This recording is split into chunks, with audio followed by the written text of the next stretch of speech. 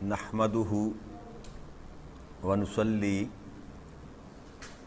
ونسلم علی سیدنا و مولانا محمد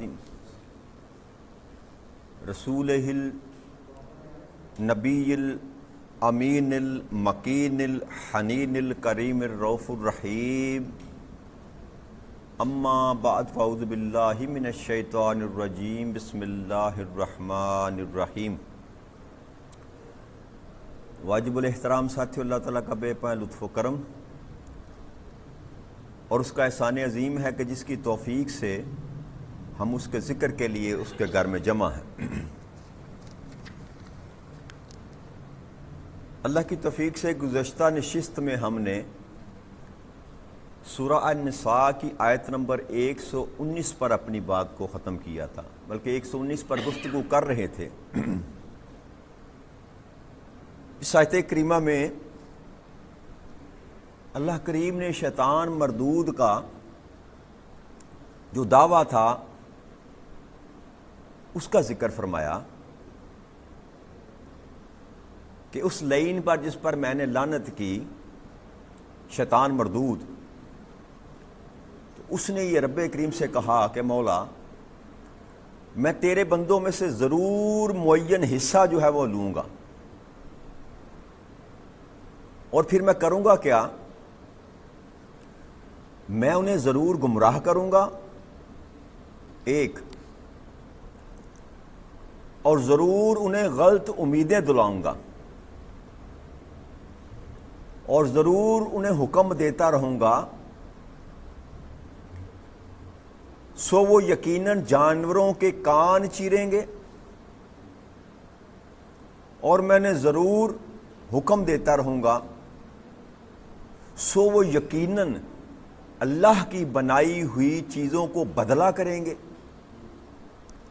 اور جو کوئی اللہ کو چھوڑ کر شیطان کو دوست بنا لے تو واقعی وہ صریحاً نقصان میں رہا۔ اس آیت مبارکہ پر، اس آیت کریمہ پر ہم گفتگو کر رہے تھے، یہیں پر ہم نے بات کو چھوڑا تھا کہ شیطان مردود جو ہے، اللہ کریم نے ارشاد فرمایا کہ یہ تمہارا کھلا دشمن ہے۔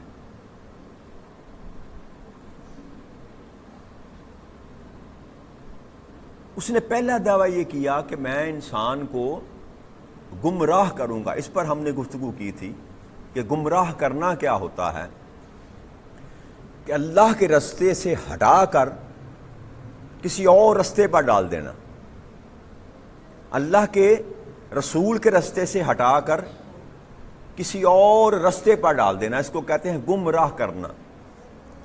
یعنی کہ جو رستہ ہے وہ آپ کی آنکھوں سے اوجھل کر دینا۔ اس کو یوں سمجھ لیجئے کہ جس رستے کا ذکر رب کریم نے ہمیں پہلے سکھلایا، اہدنا الصراط المستقیم،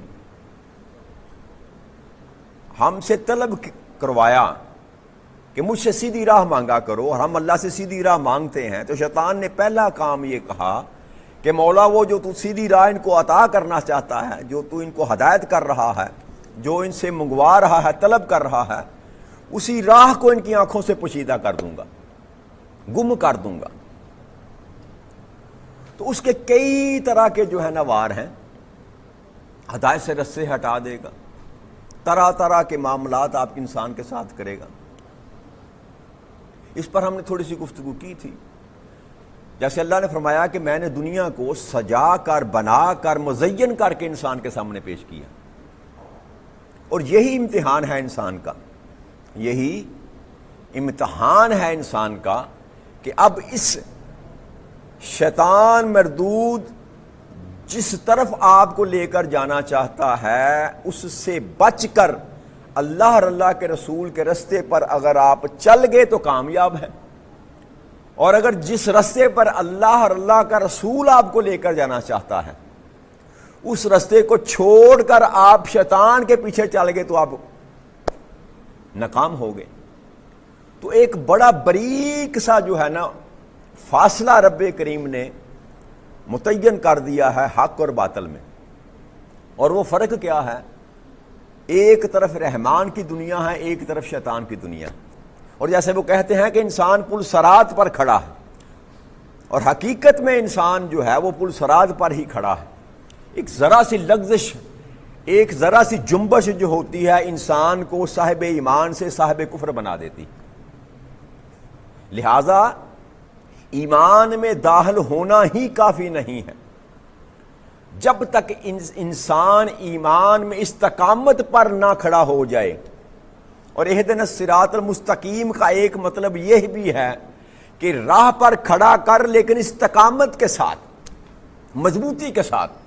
تو اللہ کا یہ وعدہ بھی ہے کہ جو میرے رستے پر آ جائے گا، جو میرے دین پر آ جائے گا، جو میرے محبوب کا ہو جائے گا.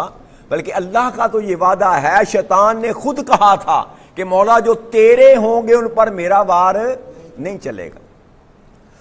تو پہلا سبق یہ ملا کہ وہ جو اس نے کہا کہ میں ضرور گمراہ کروں گا، اس ضرور میں سے وہ سارے کے سارے نکل گئے جو اللہ والے ہیں، جو اللہ والے ہیں، جن کو اللہ نے اپنا دوست بنا لیا یا جنہوں نے اللہ کو اپنا دوست بنا لیا. دونوں ہی صورتوں میں وہ اس ضرور کی شرط میں سے، شیطان مردود کی میں سے نکل گئے. لہذا جو اللہ اور اللہ کے رسول کے ساتھ جڑ جاتا ہے، اللہ اور اللہ کے رسول کے دامن کو تھام لیتا ہے، شیطان مردود پھر اس کا کچھ بگاڑ نہیں سکتا. آقا کریم صلی اللہ علیہ وسلم نے فرمایا کہ شیطان میرے عمر کے سائے سے بھی بھاگتا ہے. تو یہ استقامت جو ہے ایمان میں یہ ضروری ہے. استقامت ایمان میں، جب آپ استقامت کا پہاڑ بن جائیں گے ایمان میں، تو پھر شیطان آپ پر کوئی وار کر ہی نہیں سکتا. اور اس کی وجہ یہ ہے کہ ہمیشہ یاد رکھیے کمزور چیزوں پر جو ہے وہ طاقت صرف کی جاتی ہے. کمزور عقیدے والے پر، کمزور ایمان والے پر، کمزور صحت والے پر. ٹھیک ہے نا جی. جو طاقتور ہوتا ہے نا اس پر کوئی بھی اپنا وقت ضائع نہیں کرتا. تو شیطان بھی ایسا ہی کرتا ہے. شیطان بھی ڈھونڈتا ہے کہ ان میں سے کمزور ایمان والا کون ہے، گڈ مڈ کس کا ایمان ہو رہا ہے، ڈاواں ڈول کون ہے. جو ڈاواں ڈول کی پوزیشن میں ہوتا ہے وہاں آ کر شیطان اپنا وسوسہ ڈالتا ہے. اور وہ وسوسے کئی طرح کے ہیں. تو وہ انسان کے عقیدے کو بگاڑ دے، انسان کے ایمان کو بگاڑ دے، انسان کے اعمال کو بگاڑ دے. اچھا بھلا آپ اللہ کی راہ میں خرچ کر رہے ہیں، وہ آپ کے دل میں آ کے وسوسہ ڈالے گا، ایسے کیوں خرچ کر رہا ہے، ایسے خرچ کر تیرا نام بھی ہوگا، لوگ تمہیں جانیں گے بھی، لوگ تمہیں پہچانیں گے بھی. آپ بہکاوے میں آ گئے. کام اچھا کر رہے ہیں، اللہ کے راستے میں خرچ کر رہے ہیں، لیکن آپ کمزور تھے. اس نے آ کر آپ کو وار کیا، آپ کے دل میں خناس ڈالا، رغبت دی آپ کو، آپ اس کے بہکاوے میں آ گئے. آپ نے چونک میں رکھ کر صحافت کرنا شروع کر دی. عمل اچھا تھا لیکن سارے کا سارا ضائع کروا دیا اس بدبخت نے.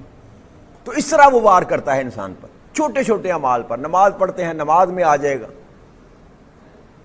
قرآن پڑھتے ہیں، قرآن پڑھتے ہوئے آ جائے گا. اونچی آواز سے تلاوت کرو، اچھی آواز سے تلاوت کر رہے ہیں لوگوں کو سنانے کے لیے. نماز لمبی کر دے، وہ فلاں تجھے دیکھ رہا ہے. لمبے سجدے کر، فلاں تجھے دیکھ رہا. تو اس طرح کی جو باتیں ہیں نا، یہ جب انسان کے ذہن میں آتی ہیں اچھا عمل کرتے ہوئے، یہ چاہنا کہ فلاں بندہ میری تعریف کرے، یہ ہے اصل میں وار جو شیطان کرتا ہے انسان کو. اور جو اس چیزوں سے فارغ ہو جاتے ہیں، جو میں عرض کرتا ہوں آپ سے کہ جو اللہ کے لیے عمل کرتے ہیں، شیطان ان کے سائے سے بھی بھاگ جاتا ہے. کہتا ہے یہاں پہ محنت کرنے کا فائدہ، وقت ضائع کرنا ہے، چلو کسی اور طرف جاتے ہیں. تو پہلا نسخہ کیا ہاتھ میں آیا کہ اگر شیطان مردود سے بچنا چاہتے ہیں تو اس ذات کے ساتھ اپنا تعلق جوڑ لیں جو شیطان سے آپ کو محفوظ کر سکتی ہے، اور وہ ذات اللہ کے سوا کوئی اور نہیں ہے. دوسرا اس نے کہا کہ میں ضرور ان کو امیدیں دلاؤں گا. امیدیں کیا ہیں؟ کہ یہ زندگی ہے، 4 دن کی زندگی ہے یار، کھا پی لو، موج کر لو. جیسے ہم پنجابی میں کہتے ہیں نا محاورہ، کفریہ فکرہ ہے یہ کہ یہ جہاں مٹھا اگلا کنے ڈٹھا. یہ شیطان کی طرف سے وار کیا گیا. یار 4 دن کی زندگی ہے، کھا پی لو، موج کرو. جوانی، لڑکپن، اس عمر میں آ کر کم ہی انسان سوچتا ہے اللہ اور اللہ کے رسول کی طرف جانے کے لیے. اس کی وجہ کیا ہے؟ اس کے وہ ساتھ چل رہا ہوتا ہے انسان کے. یہ ناپختہ عمر ہوتی ہے نا، کمزور عمر ہوتی ہے، تو وہ انسان کو اس طرف آنے ہی نہیں دیتا. جب ایک عمر کراس کر جاتا ہے، کمزور ہو جاتا ہے جب انسان اس معاملے میں کچھ کرنے کے قابل نہیں رہتا، تو پھر بندہ اللہ کی طرف بھاگتا ہے.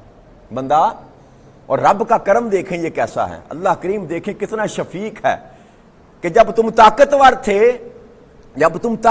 تھے اس وقت تم اللہ کے قریب نہیں آئے، جب تم کمزور ہو گئے تم اللہ کے قریب آئے، اللہ نے تمہیں اپنی حفاظت میں لے لیا۔ ہم آج کمزور ہیں لیکن ہم طاقتور کیوں ہیں؟ اس لیے کہ اللہ نے ہمیں اپنی حفاظت میں لے لیا، ہم نے اللہ کے ساتھ دوستی لگانے کا سلسلہ شروع کیا، رب کریم نے ہمیں اپنے قریب کر لیا۔ اب جتنا جتنا سفر آپ اللہ کی طرف جاتے چلے جائیں گے شیطان سے دور ہوتے چلے جائیں گے، یا شیطان آپ سے دور ہوتا چلا جائے گا۔ تو یہ جو امیدیں دلائی جاتی ہیں نا، پیسہ کمانے کی امید، اولاد کے لیے اچھا سوچنے کی امید، اچھی فیکٹری لگانے کی امید، اچھی گاڑی لینے کی امید، دنیا بنانے کی امید، بلکہ یہاں تک جو اللہ والے ہیں وہ کہتے ہیں جنت کی امید جو دلاتا ہے شیطان، یہ بھی اس کا شر ہے کہ انسان کو عمل کرے جنت کے لیے، حالانکہ یہ جائز ہے اور حلال ہے، لیکن حقیقت میں جو عرض کرنا چاہتا ہوں کہ یہ چھوٹا درجہ ہے، انسان کی طلب کا یہ چھوٹا درجہ ہے کہ انسان عمل کرے کس کے لیے؟ جنت کے لیے۔ اس سے اعلیٰ درجہ کیا ہے؟ اس سے اعلیٰ درجہ یہ ہے کہ انسان عمل صالح کرے اور برائیوں سے بچے، کس کے لیے؟ دوزخ سی آگ سے بچنے کے لیے۔ یہ اس عمل سے بہتر ہے کہ آپ جنت کی خواہش کریں، یہ خواہش جنت کی خواہش کرنے سے بہتر خواہش یہ ہے کہ آپ جہنم کی آگ سے بچ جائیں۔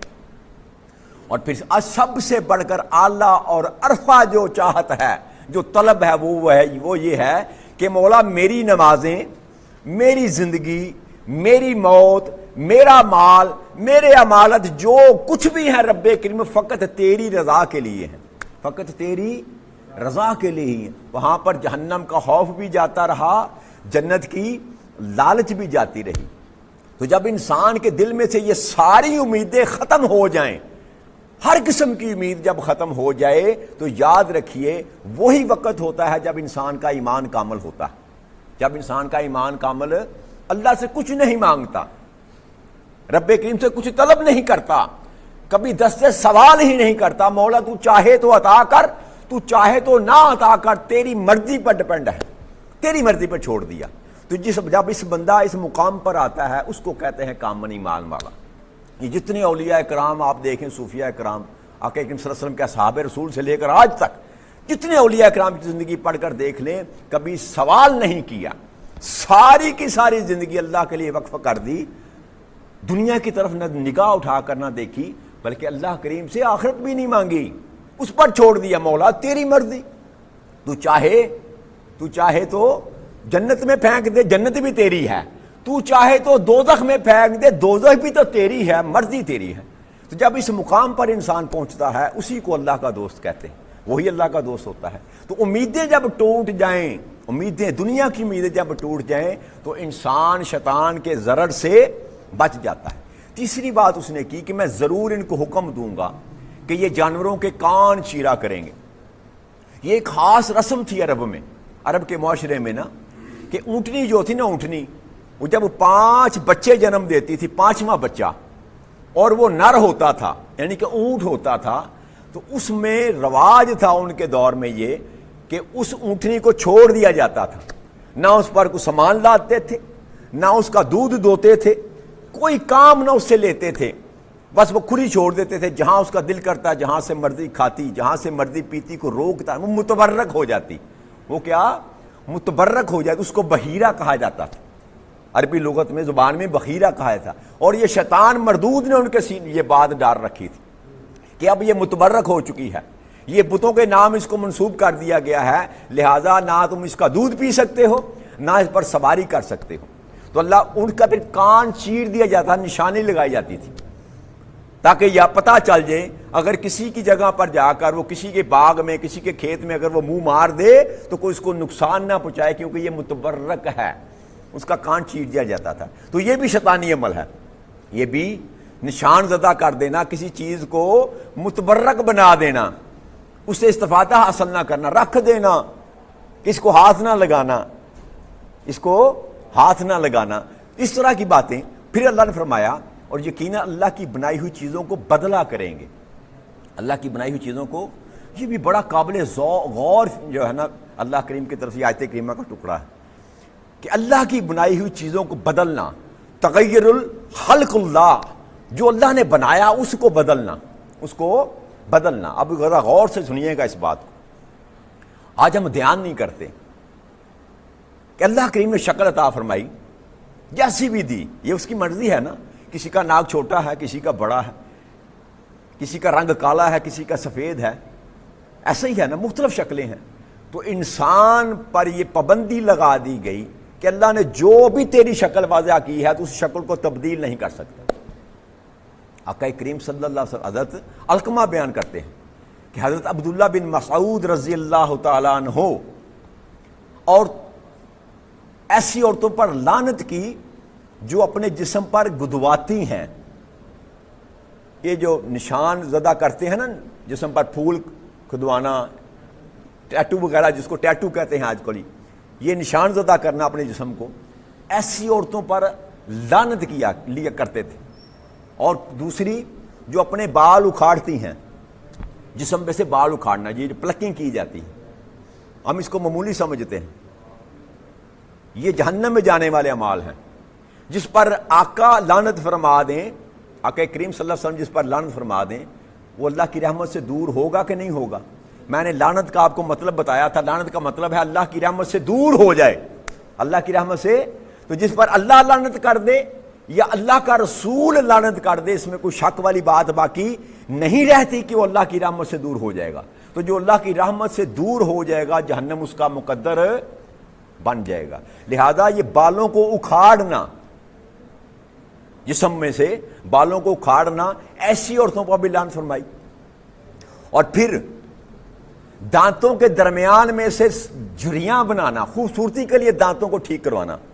ایک ہوتا ہے، اس میں فرق محسوس کیجئے گا، کچھ ایسے ہوتے ہیں دانت انسان کے ٹیڑھے میڑے ہوتے ہیں، قدرتی طور پر نقص ہے، پیدائشی نقص ہے، دانت ٹیڑھے میڑے ہیں، آگے پیچھے ہیں، جن کو آج کل دانتوں کو کیا کہتے ہیں، بریسلٹ لگاتے ہیں، اس کے ذریعے سیدھے کیے جاتے ہیں۔ یہ جائز ہے، یہ جائز ہے۔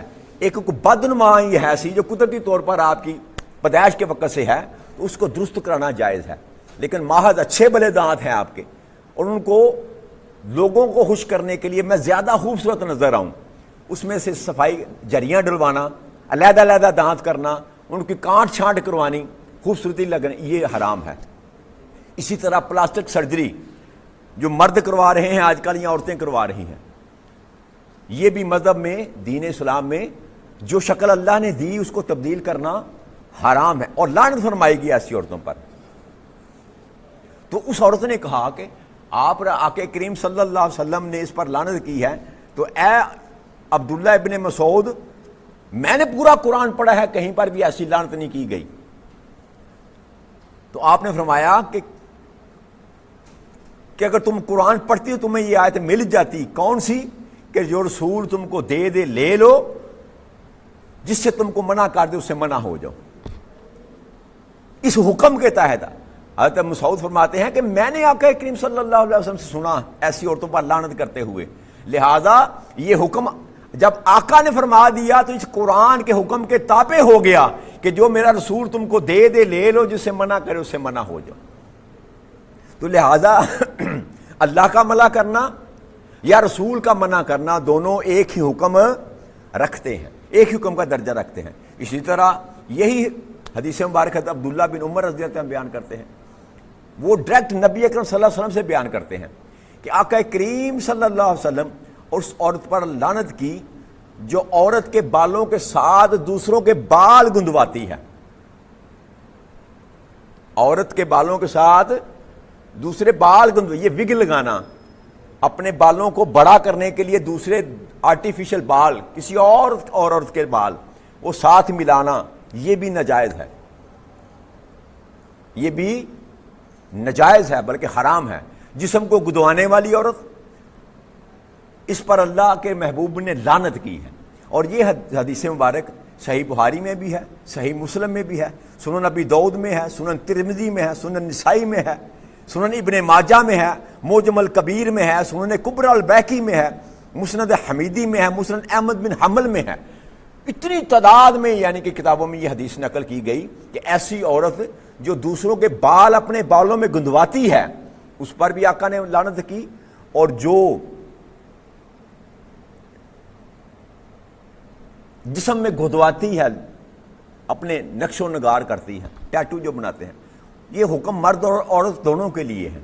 آپ اپنے جسم پر کوئی نقش نہیں بنوا سکتے، لہذا ان سے پرہیز کیا کریں۔ اور اسی طرح اس میں اگر تھوڑا سا اور ڈیپلی چلے جائیں تو داڑھی کا منڈوانا بھی اسی میں شامل ہے، لیکن تھوڑا سا سخت فتویٰ ہے، یہ تھوڑا سا سخت فتویٰ ہے کہ اللہ کریم نے داڑھی دی مرد کو، جی جو بال غیر ضروری تھے نا مرد کے وجود میں، اس کا حکم دیا اس کو اتار دو، اس کو نہ اتارنا گناہ ہے۔ ایسی بات ہے کہ نہیں؟ اب یہ فتویٰ اس لیے نہیں میں دے رہا کہ ضرور داڑھی رکھیں، لیکن بتانا چاہتا ہوں کہ یہ جو آپ کے چہرے پر رب کریم نے بال اگائے ہیں، یہ آپ کی داڑھی اور یہ مونچھیں، ان کا کچھ سبب تو تھا نا۔ اگر اللہ کو آپ کلین شیف ہی اچھے لگتے ہیں، بغیر داڑھی اور مونچھ کے اچھے رکھتے ہیں، تو عورتوں کو انہوں نے دی اللہ کریم نے داڑھی اور مونچھ، ہی نہ دی، آپ کو بھی نہ دیتا، آپ کو بھی نہ دیتا۔ تو اس کا مطلب یہ ہے کہ یہ جو داڑھی اور مونچھ اللہ کریم نے آپ کو عطا کی ہے مرد کو، اس کے پیچھے کچھ تو اللہ کی خواہش تھی نا۔ اور پھر یاد رکھیے گا 1,24,000 کم و بیش پیغمبر اور انبیاء کرام آئے، سب کی داڑھی تھی، سب کی داڑھی تھی۔ یہ بعد میں کیسر و کسرا کا جو معاملہ تھا نا، یہ عیسائی انہوں نے یہ کلین شیو کرنا شروع کیا، ورنہ اس سے قبل کلین شیو کا رواج نہ تھا۔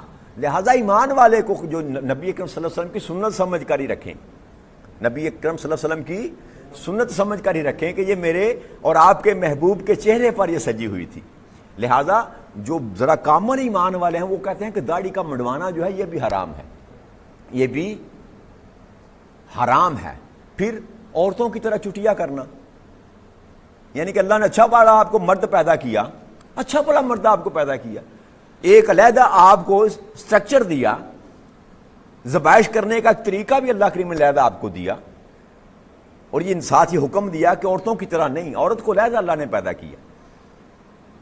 تو جو لوگ جو مرد جو ہیں جو عورتوں کی طرح اپنی شکل بنا لیتے ہیں، جیسے آج کل وہ چل رہا ہے نا، ایک میں دیکھتا ہوں ماشاءاللہ ہر دوسرے گھر میں یہ وہ سر میں وہ ڈالتے ہیں ایسے کر کے، وہ کیا کہتے ہیں اس کو یار، مجھے نام بھی نہیں آتا، وہ کلپس ایسے بنا ہوا ایسے کر کے نا بالوں کو پیچھے کھینچ، وہ لڑکیاں پہنتی تھی پہلے، ہیئر کیچ کہتے ہیں اس کو، وہ لڑکیاں پہنتی تھی نا، اب ہر دوسرے لڑکے نے پہنا ہوا ہے۔ تو یہ مشابت جو ہے نا، عورتوں کی مشابت کرنا یہ بھی حرام ہے، عورتوں جیسے کپڑے پہننا یہ حرام ہے، عورتوں کی طرح بال بنانا، یہ جو پونی کرنا یا جنہوں پنجابی جی گوتاں دینے، یہ بھی یاد رکھیے گا یہ شرعن حرام ہے۔ اور اسی طرح اس کے مخالف عورتوں کے لیے مردوں کی مشابت کرنا یہ بھی حرام ہے۔ اللہ کریم نے تخلیق کیا عورت کو اور لمبے بال عطا کیے اس کو، مرد جتنی مرضی کوشش کرے اتنے عورت کے جتنے لمبے بال نہیں ہو سکتے، اللہ نے حسن دیا عورت کو۔ تو اب جو کٹواتی ہیں، بوائے کٹ کراتی ہیں، تو یہ اس طرف ان کی طرف گناہ ہے۔ لہذا جو حدود اللہ اور اللہ کے رسول نے قائم کر رکھی ہیں ہمیں اس پر چلنا ہے۔ بھائی ذبائش کرنے کے بڑے اور طریقے ہیں، اچھے بال بنائیں، خوبصورت بال بنائیں، ٹھیک بھائی لوشن لگائیں، کریم لگائیں، یہ جائز ہے، اس میں کوئی اس میں بات نہیں، لیکن یہ جو آرٹیفیشل خوبصورتی ہے نا، آج کل تو اللہ ماشاءاللہ دلہا بھی بن کے آتا ہے بیوٹی پارلر سے، جی سمجھ نہیں آتی کہ یہ جس کو دیکھ کر گئے تھے یہ وہی لڑکا یا کوئی اور، نکاح والے دن وہ لڑکا نہیں ہوتا جس کو سسرال والے دیکھ کے جاتے ہیں، نہ وہ لڑکی ہوتی ہے جس کو سسرال والے دیکھ کے جاتے، بدلا ہوا ہوتا ہے۔ تو یہ سارے کے سارے امر جو ہیں یہ غیر شرعی ہیں، یاد رکھیے۔ آپ کو جو حسن اللہ نے عطا کیا ہے اس پر کیا آپ خوش نہیں ہیں؟ اللہ کی بنائی ہوئی تخلیق پر ہم خوش نہیں ہیں تو پھر کیا؟ لہٰذا یہ چہروں کو بدلنا، عورتوں جیسے معاملات کرنا، عورتوں جیسے رویے اپنانا، عورتوں جیسے اپنے معاملات کو کرنا، یہ حرام ہے، شریعت محمدی میں حرام ہے۔ لہٰذا پہلی تو کوشش یہ کریں کہ ایسے تمام اعمال سے دور رہیں۔ فیشن کے نام پر یہ ادھر سے دارہ ہے نا، دوسری نسلوں میں سے، دوسری قوموں میں سے ہماری طرف آ گئے، لہٰذا ان سے پرہیز کیا کریں، ان سے پرہیز کیا کریں، کیونکہ یہ آپ کے لیے نقصان دہ ہیں، یاد رکھیے۔ آج آپ کو سمجھ نہیں آئے گی، کیوں کہ آج شیطان مردود نے آپ کو وہم میں ڈال رکھا ہے، لیکن جب اللہ کے پاس جائیں گے نا تو یہ شیطان مردود وہاں انکار کر دے گا. اس نے کہا تھا میرا تجھ پر کون سا زور ہے, میں نے تو فقط تم کو کہا تھا, مجبور کیا تھا, میں نے تم کو دعوت دی تھی, تم نے میری دعوت قبول کر لی, بات ختم. تو اس دن وہ بری ذمہ ہو جائے گا, سارے کا سارا نقصان جو وہ انسان کا ہوگا, وہ پھنس جائے گا اللہ کی نہ مان کر اور شیطان کی مان کر. لہذا جس چیز میں آپ کو مزہ ہی نہیں, فائدہ ہی نہیں ہے, بھئی آپ بال بڑے کر لیں, ہیئر کیچ لگا لیں, عورتوں کی طرح کانوں میں بالیاں پہن لیں, ٹھیک ہے نا جی, تو یہ ریشم کا کپڑا کیوں حرام کیا قرار دیا گیا؟ اور دوسری طرح عورت کے لیے زبائش کو اللہ کریم نے جائز اور حلال قرار دیا, لیکن وہ بھی فقط اپنے مرد کے لیے, فقط اپنے زوج کے لیے, اپنے خامد کے لیے. اب جو عورت بنتی ہے, سنورتی ہے, لیکن اس کا مقصد محض اپنے خامد کو دکھانا نہیں, دنیا کو دکھانا ہے, تو وہ بھی حرام ہے, وہ بھی حرام ہے. لہذا جتنا آپ بچ سکتے ہیں بچنے کی کوشش کریں. بات سمجھانے کا, بات بتانے کا مقصد آپ کو یہ ہے کہ یہ جہنم کی طرف جانے والے کام ہیں, جہنم کی طرف لے جانے والے کام ہیں. لہذا جتنا آپ اس سے بچ سکتے ہیں بچ جائیں, قیامت کے دن آپ اللہ کی گرفت سے محفوظ رہیں گے. ورنہ وہاں تو اللہ کریم کہتا ہے سوا سوا کر دوں گا, جو کچھ تو نے کیا وہاں تو اپنے سامنے اس کو موجود پالے گا. تو رب کریم ہمیں دین مبین کو سمجھنے اور اس پر ہمیں عمل کرنے کی توفیق عطا فرما دے. وما علینا الا البلاغ المبین. السلام علیکم ورحمۃ اللہ وبرکاتہ.